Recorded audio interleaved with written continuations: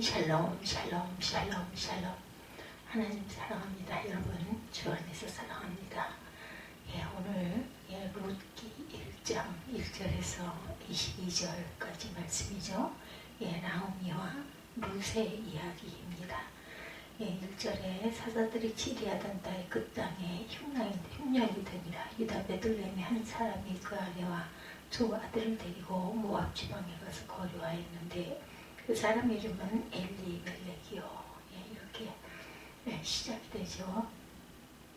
그의 아내 이름은 나오미요. 그의 두 아들의 이름은 말론과 기론이니 유다 베들레헴 에브라 사람이더라. 그들이 모압 지방에 들어가서 거기 살더니 나오미의 남편 엘리멜렉이 죽고 나오미와 그의 두 아들이 남았으며 그들은 모압 여자 중에서 그들의 아내를 맞이하였는데 하나 이름은 오르바요 하나 이름은 룻이더라. 그들이 거기에 거주한 지 10년쯤에 말론과 기련 두 사람이 다 죽고 그 여인은 두 아들과 남편의 뒤에 남았더라. 그 여인은 모압 지방에서 야훼께서 백성을 돌보시사 그들에게 양식을 주셨다함을 듣고 이에 두 며느리와 함께 일어나 모압 지방에서 돌아오려 하여 있던 곳에서 나오고 두 며느리도 그와 함께하여 유다 땅으로 돌아오려고 길을 가다가 나오미가 두 며느리에게 이르되 너희는 각기 너희 어머니 집으로 돌아가라. 너희가 죽은 자들과 나를 선대하는 것 같이 여호와께서 너희를 선대하기를 원하며 여호와께서 너희에게 허락하사 각기 남편의 집에서 위로를 받게 하시기를 원하노라 하고 그들에게 입맞춤에 그들이 소리를 높이 울며 나오미에게 이르되 아니니이다. 우리는 어머니와 함께 어머니 백성에게로 돌아가겠나이다 하는지라. 나오미가 이르되 내 딸들아 돌아가라. 너희가 어찌 나와 함께 가려느냐. 내 태중에 너희 남편들 아들들이 아직 있느냐. 내 딸들아 되돌아가라. 나는 늙었으니 남편을 두지 못할지라. 가련자가 소망이 있다고 말하든지 오늘 밤에 남편을 또 아들들을 낳는다 하더라도 너희가 어찌 그들이 자라기를 기다리겠으며 어찌 남편 없이 지내겠다고 결심하겠느냐. 내 딸들아 그렇지 아니하니라. 야훼의 손이 나를 치셨으므로 나는 너희로 말미암아 더욱 마음이 아프도다 하며 그들의 소리를 높여 다시 울더니 오르바는 그의 시어머니에게 입맞추되 룻은 그를 붙쫓았더라. 나오미가 또 이르되 보라 내 동선 그의 백성과 그의 신들에게로 돌아가느니 너도 너희 동서를 따라 돌아가라 하니 룻이 이르되 내가 어머니를 떠나며 어머니를 따르지 말고 돌아가라 강권하지 마옵소서. 어머니께서 가시는 곳에 나도 가고 어머니께서 머무시는 곳에서 나도 머물겠나이다. 어머니의 백성이 나의 백성이 되고 어머니의 하나님이 나의 하나님이 되시리니 어머니께서 죽으시는 곳에서 나도 죽고 거기 묻힐 것이라. 만일 내가 죽는 일 외에 어머니를 떠나면 여호와께서 내게 벌을 내리시고 더 내리시기를 원하나이다 하는지라. 나오미가 룻이 자기와 함께 가기로 굳게 결심함을 보고 그에게 말하기를 그치니라. 이에 두 사람이 베들레헴까지 갔더라. 베들레헴에 이를 때에 온 성읍이 그들로 말미암아 떠들며 이르기를 이가 나오미냐 하는지라. 나오미가 그들에게 이르되 나를 나오미라 부르지 말고 나를 말하라 부르라. 이는 전능자가 나를 심히 괴롭게 하셨음이니라. 내가 풍족하게 나갔더니 야훼께서 내게 피어 돌아오게 하셨느니라. 야훼께서 나를 징벌하셨고 전능자가 나를 괴롭게 하셨거늘 너희가 어찌 나를 나오미라 부르느냐 하니라. 나오미가 모압 지방에서 그의 며느리 모압 여인 룻과 함께 돌아왔는데 그들이 볼이 추수 시작할 때에 베들레헴에 이르렀더라. 1절에서 22절까지의 내용입니다. 그래서 나오미와 룻의 이야기. 신구약 성경 66권 중에서 여성 이름을 딴 성경이 구약에 두 번 있죠. 룻과 에스더입니다. 룻은 에스더보다 비중이 높은 인물이라고 볼 수가 있겠죠. 이스라엘 역사에서 가장 위대한 왕인 다윗의 증조 할머니로서 예수님의 족보에도 나오는 룻입니다. 마태복음 1장 5절 하반절과 6절의 상반절에 이런 기록이 있죠. 보아스는 룻에게서 오벳을 낳고 오벳은 이새를 낳고 이새는 다윗 왕을 낳으니라. 예수님이 다윗의 자손이니 롯은 곧 예수님의 조상에 속합니다. 롯은 유대인이 아니라 이방 모압 여인이었다. 이렇게 소개되어 있어요. 말론과 기론 두 아들이 있었어요. 그죠? 그 안에 이름은 나오미요. 그의 두 아들의 이름은 말론과 기론이 유다 베들레헴 에브라 사람이더라. 그들이 모압 지방에 들어가서 거기 살더니 나오미의 남편 엘리멜렉이 죽고 나오미와 그의 두 아들이 남았으며 그들은 모압 여자 중에서 그들의 아내를 맞이하였는데 하나 이름은 오르바요 하나 이름은 루시더라. 그러니까 모압 여인입니다. 룻은.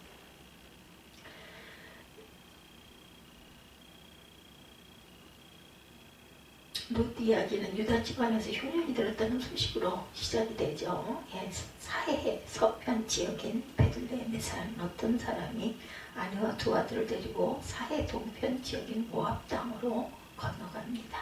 이런 일들은 흔히 있었어요. 그 시대에 우리 조상들 중에도 먹고 살기 힘들어질 때 압록강을 건너는 이들이 있었죠.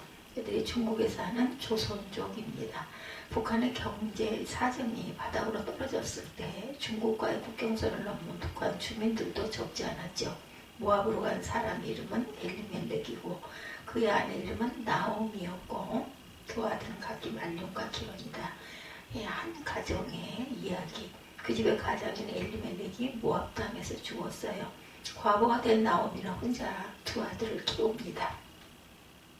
생활력이 강한 여자였는지 어려운 형편에서도 나오미는 두 아들을 장가 보낼 수 있었죠. 신부는 모압 여자였다.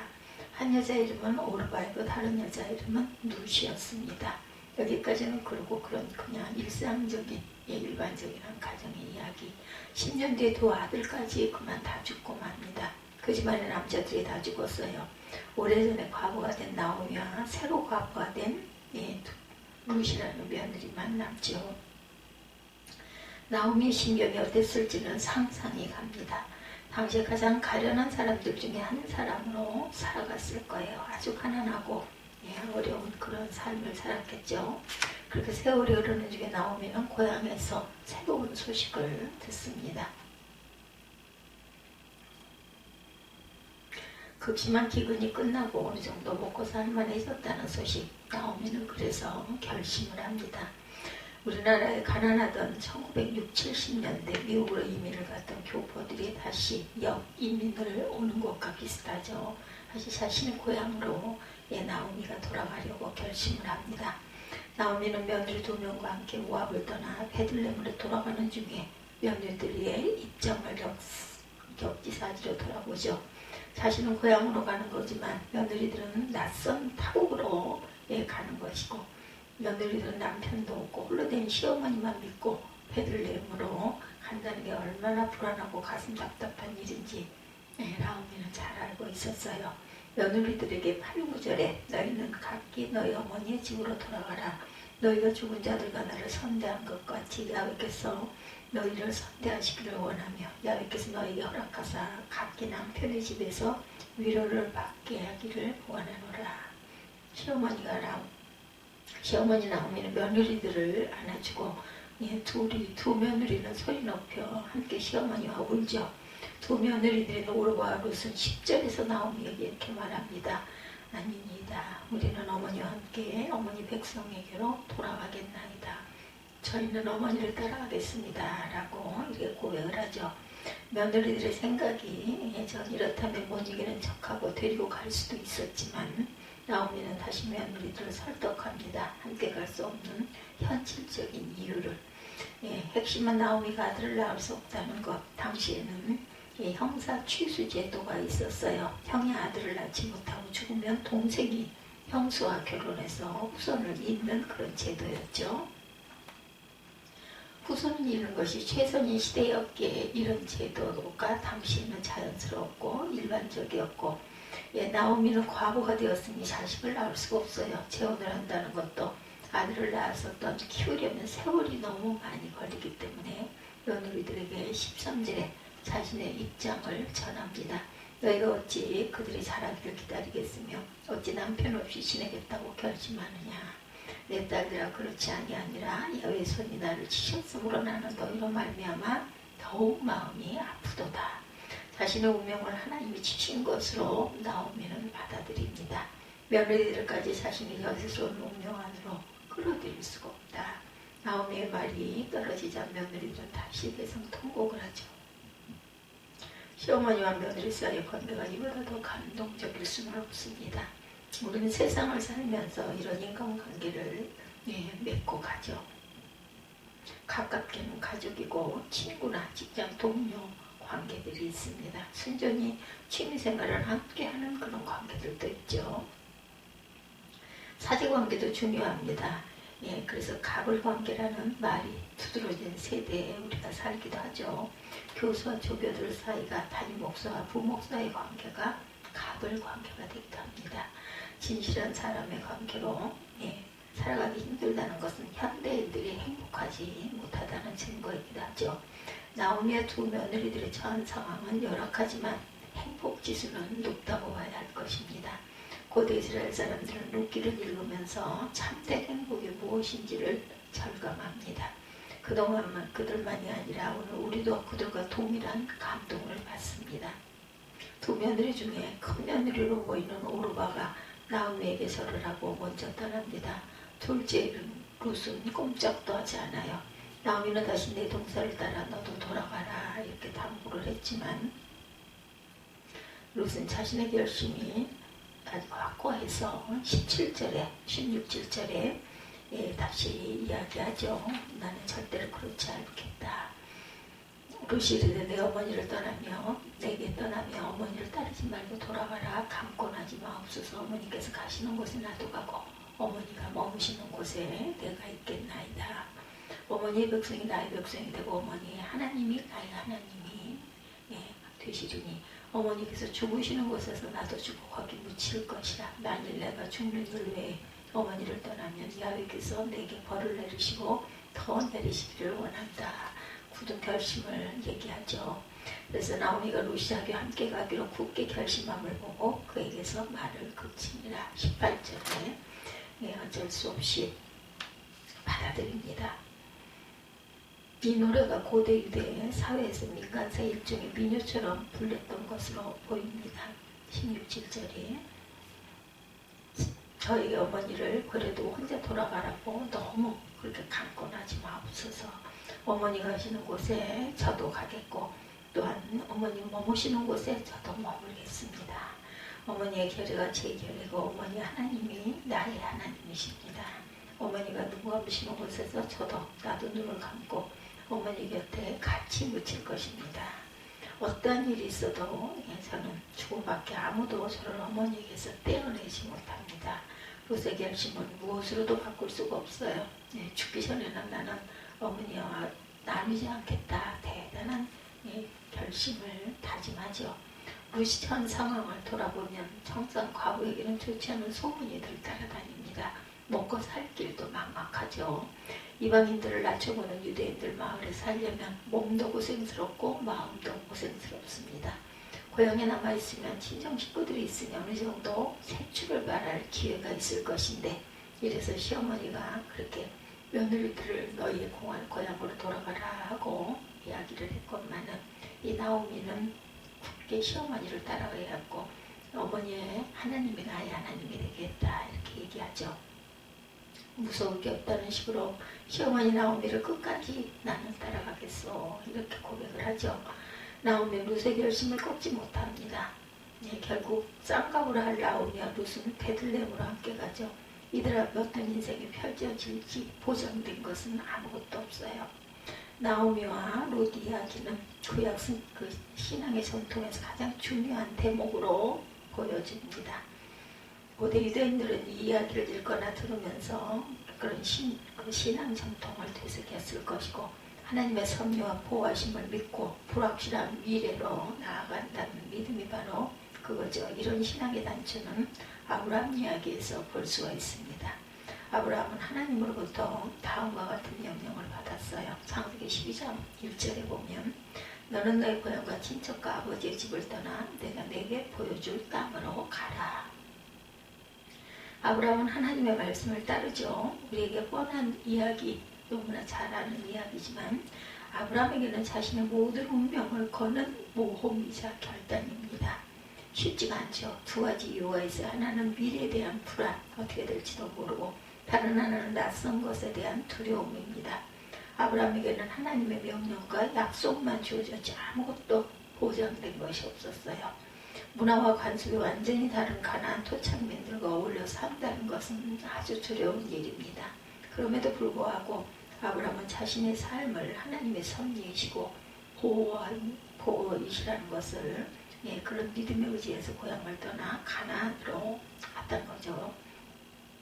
아브라함의 신앙은 세월이 흐른 뒤에 고대 이스라엘 사람들에게 집단적 경험으로 자리를 잡습니다. 그것이 그 유명한 출애굽 사건이죠. 모세에게 주어진 하나님의 말씀에 근거 이스라엘 사람들은 오랜 세월 살았던 그러한 그 이집트를 떠나야 했어요. 이것이 쉬운 게 아니죠. 이집트를 떠난 뒤에 미래는 확실하게 보장된 것이 아무것도 없었습니다. 하나님 땅을 주겠다는 하나님의 명령과 약속은 아직 손에 잡히는 것도 아니고, 이집트를 떠난 뒤에 미래가 이렇게 불확실한가. 이들은 광야 40년을 거치면서 아주 죽을 고생들을 하죠. 어려움을 만날 때마다 실망하고 다시 이집트로 돌아간 사람들이 나옵니다. 광야 생활이 얼마나 힘들었던지 출애굽 당시에 20살 이상 된 남자들은 모두 광야에서 죽었어요. 그럼에도 불구하고 대다수 이스라엘 사람들은 하나님의 섭리와 보호하심을 믿고 우여곡절 끝에 가나안에 들어가죠. 이런 신앙 전통을 아는 사람은 나오면 모세 이야기에서 똑같이 가슴 뭉클한 감동을 받았을 것입니다. 오늘 우리의 상황은 그들과 다르죠. 성경 이야기가 아무리 감동적이라 해도 거리가 멀게 들릴 수가 있습니다.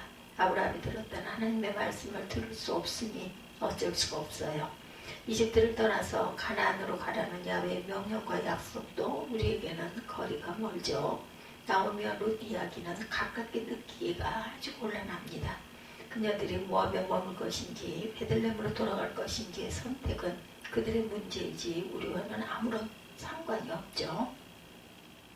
우리에게 모압이 무엇이고 베들레헴은 무엇일까요? 손에 잡히지 않습니다.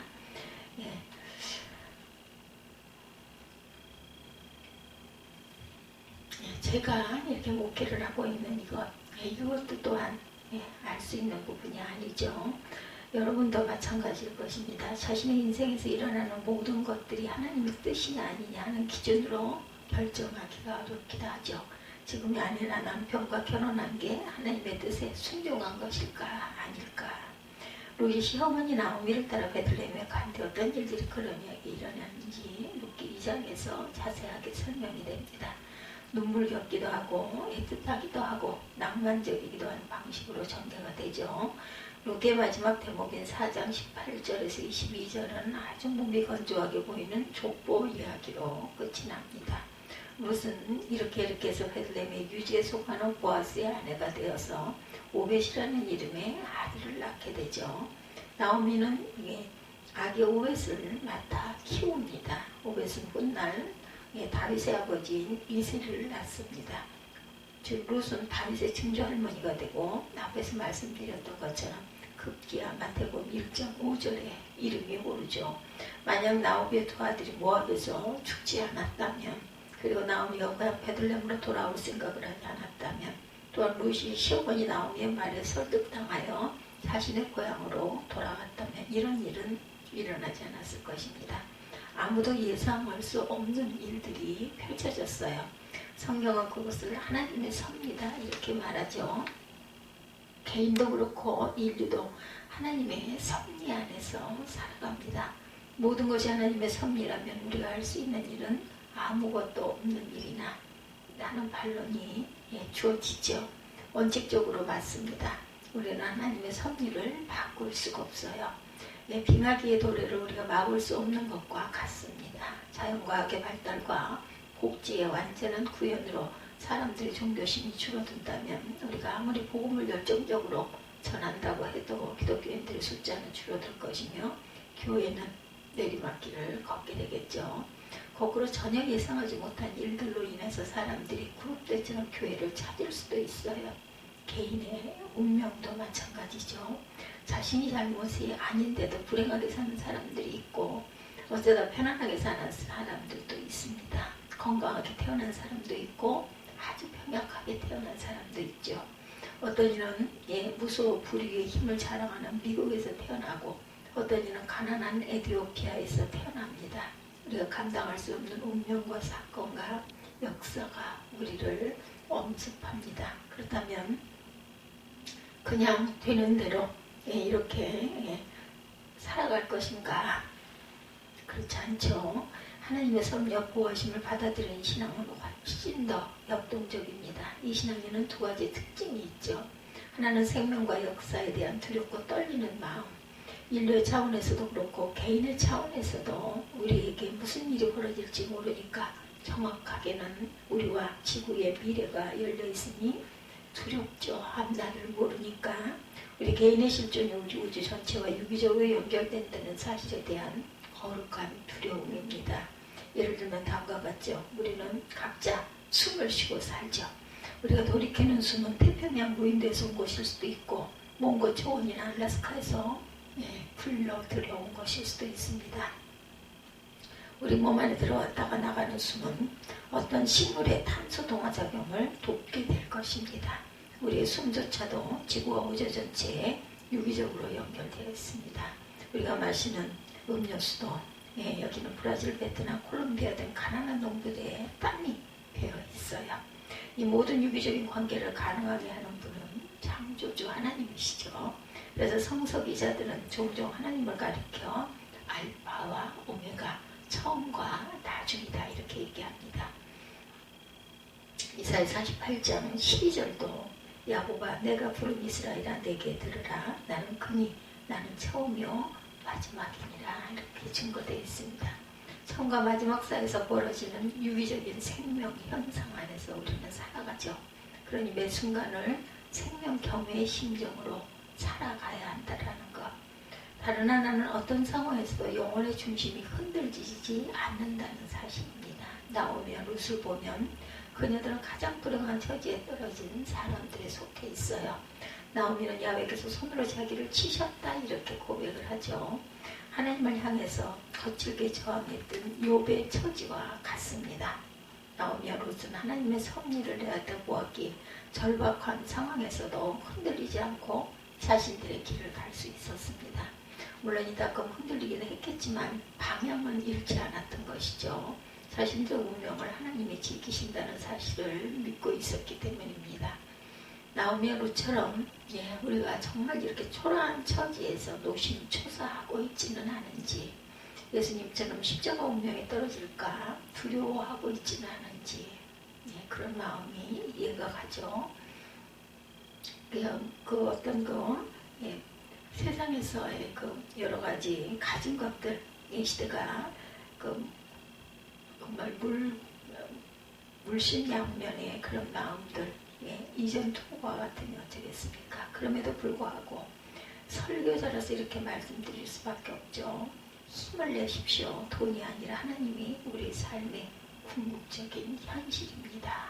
우리는 이 말씀 속에서 하나님이 우리에게 주시는 삶, 내일 일을 아무도 알지 못하지만 하나님께서 반드시 우리를 지키시고 우리를 인도하신다라는 그러한 믿음과 마음으로 우리는 살아갈 수 없다는 것을 고백합니다. 오늘은 룻기 1장 1절에서 22절 룻과 나오미, 나오미가 자신의 고향 베들레헴으로 가는데 룻이 끝까지 따라붙어서 시어머니를 따라가가지고 예수 그리스도의 그 족보에 올라가는 그러한 그 귀한 이야기를 시작으로 말씀을 나눴습니다. 오늘도 주 안에서 승리하시기 바랍니다.